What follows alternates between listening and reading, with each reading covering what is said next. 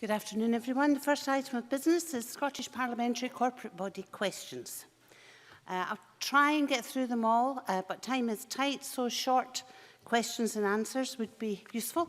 Question number 1, Mark Ruskell. Thank you, Presiding. To ask the Scottish Parliamentary Corporate Body whether it will work with Sodexo to improve the Food for Life catering mark in the garden level restaurant from bronze to silver. David Stewart. Thank you, Presiding Officer. I share Mr Ruskell's ambition to gain silver status. The garden level restaurant was awarded the Soil Association's Food for Life catering mark in May 2015, achieving the bronze level. As part of our re-accreditation in 2016, we began to investigate further the possibility of obtaining the silver level. The work is ongoing at present, and we're working closely with Sodexo. We do hold a number of other important accreditations, including the Healthy Living Award Plus, the Marine Stewardship Council for Sustainable Food, the Red Tractor status, the British Lion Quality Mark for free-range eggs, triple certified coffee and RSPCA Freedom Food. Mark Ruskell. Could I thank David Stewart for that response? Today, of course, is International School Meals Day. We have 20 million Food for Life meals being served annually in Scotland, many of which are in our schools. I know that one of the challenges about moving up through the Food for Life programme is in terms of allocating enough budget for ingredients. So perhaps the corporate body and Sodexo might like to take some advice from our schools in Scotland that are doing some excellent work. In fact, I know a number of schools that have actually reached the gold standard and have got high levels of ethically sourced ingredients and even organic ingredients in school meals menus. And of course, they're working to a very tight budget. Dave Stewart. I think Mr Ruskell makes some excellent points about looking at best practice.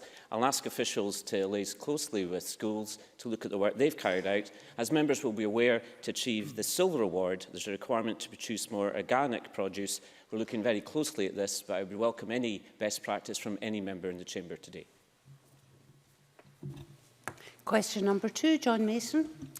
Thank you. To ask the corporate body what plans it has to make the online payslip service more user-friendly and easier to access.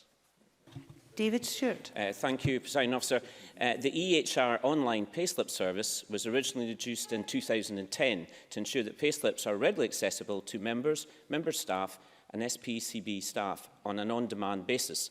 This has provided enhanced security along with environmental benefits such as saving paper and significant cost savings. We of course welcome user feedback on this, and supplementary systems are based on previous user feedback.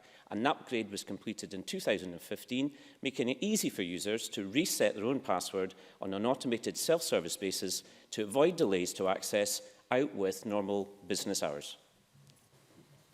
John Mason. I thank the member for that reply. However, it used to be that the onus was on the employer or Parliament to get the payslip to the staff member employee. Now the onus has been switched to the staff member to go and look for it. And I mean, I have met staff members who have just given up because the system is so hard and they have not seen their payslip for months and months. I think it does raise the wider question too of whether the IT system is there to serve us or we are there to serve the IT system. We've lost previously we lost the business bulletins, we've lost the committee papers, and now we've lost payslips. David Stewart. Thank you, Presiding Officer.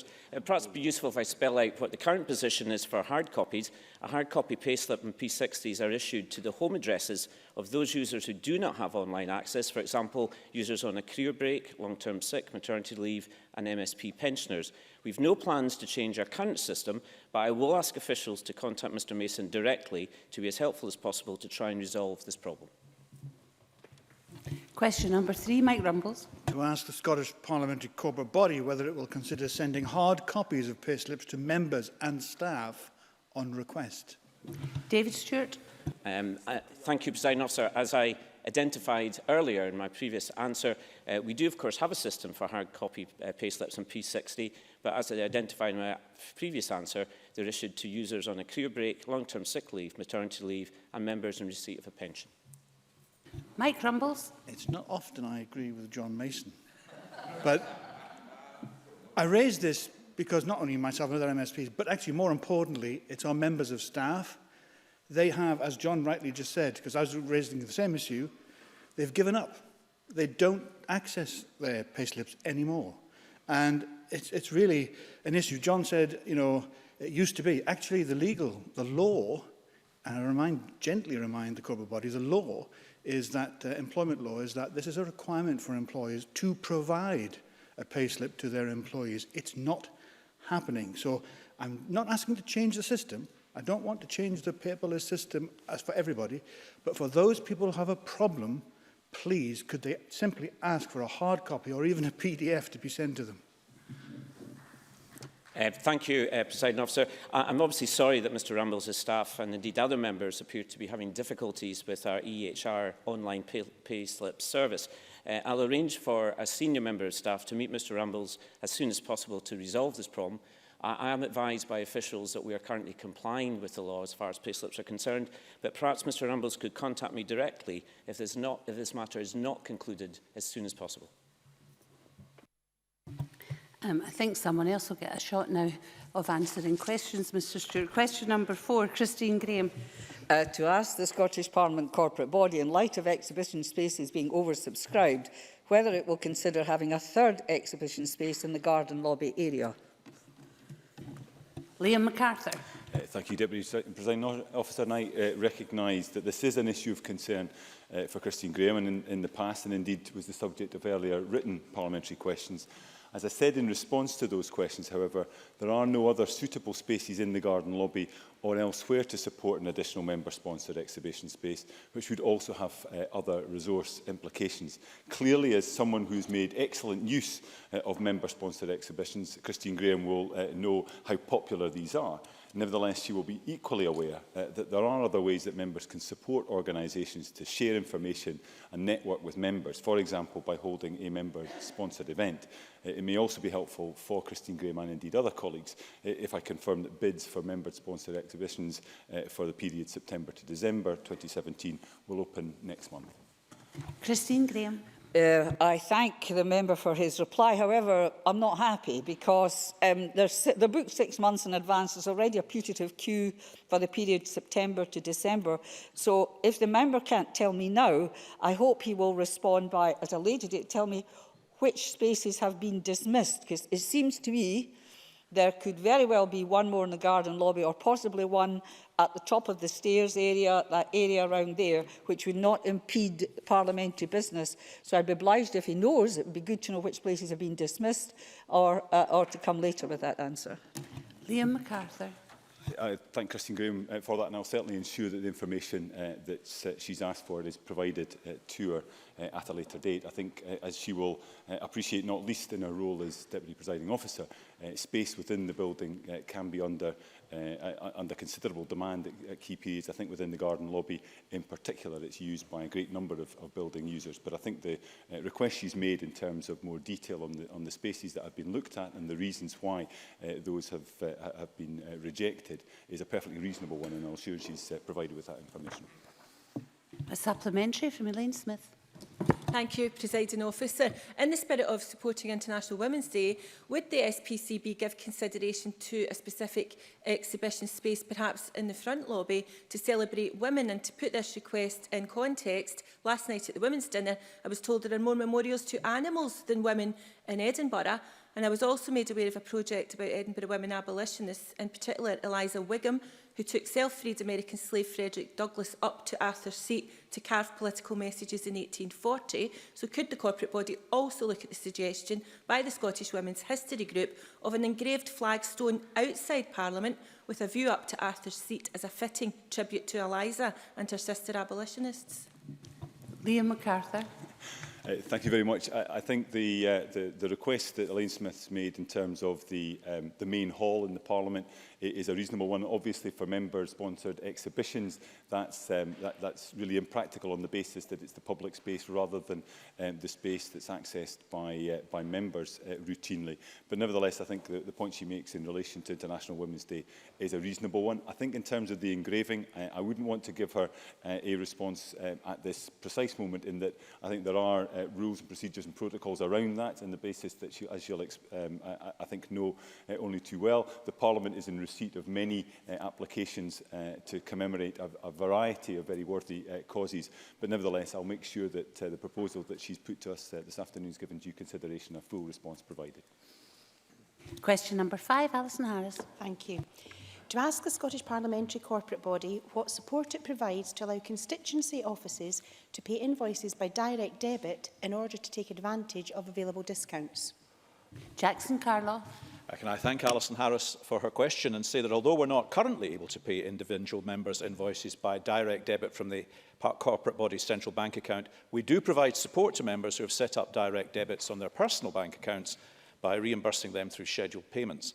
This ensures that they have the monies in their account in advance of the direct debit being paid by their bank and enables them to take advantage of any available discounts. However, and I wouldn't want this to cause a rush of blood to the member's head, we are currently evaluating the possibility of implementing a direct debit payment facility from the SPCB's bank account for members' local office utility bills and aim to pilot that later this year. Alison Harris. I have no further questions. Thank you. I'm pleased to hear it. Thank you.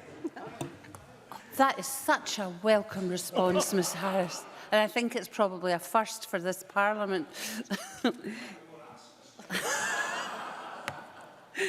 Question number 6, Alexander Stewart. Thank you, Presiding Officer. To ask the Scottish Parliamentary corporate body what measures it takes, especially during inclement weather, to ensure that the garden lobby floor is as safe as possible for staff and visitors. David Stewart. Thank you, Presiding Officer. To make the garden lobby as safe as possible, we have barrier mats at all the entrances to the Parliament, and from October through to April, when more inclement weather is likely, we will increase the number of barrier mats. The mats are designed to help prevent dirt and moisture being walked into the building. The mats are removed every 2 weeks for laundry and immediately replaced. In addition, where there is heavy rain, the janitorial team will do more regular checks of the garden lobby. In order to prevent any build-up of grit or dust, the garden lobby floor is cleaned on a nightly basis. This is done between the hours of 1 and 2 a.m. to ensure that the area is completely dry before the building opens. Janitorial staff also respond immediately to any reported spillages anywhere in the building. Alexander Stewart. Thank the member for the answer. He may be aware that during the day of the Doris bad weather, Presiding Officer, with the storm, my own secretary found herself a victim to coming through the garden lobby and falling at that location. Can I ask that in future maybe risk assessments are put in place and that signage could be thought about? I'm sure this is not the first time someone may have had that type of incident, but I have to put on record the support she received from the janitorial staff and from the security staff who dealt with first aid and then took her to A&E. And I think that that proved that when there was a situation like that, that there was opportunities for people to support and to ensure that the individual was supported. Thank you.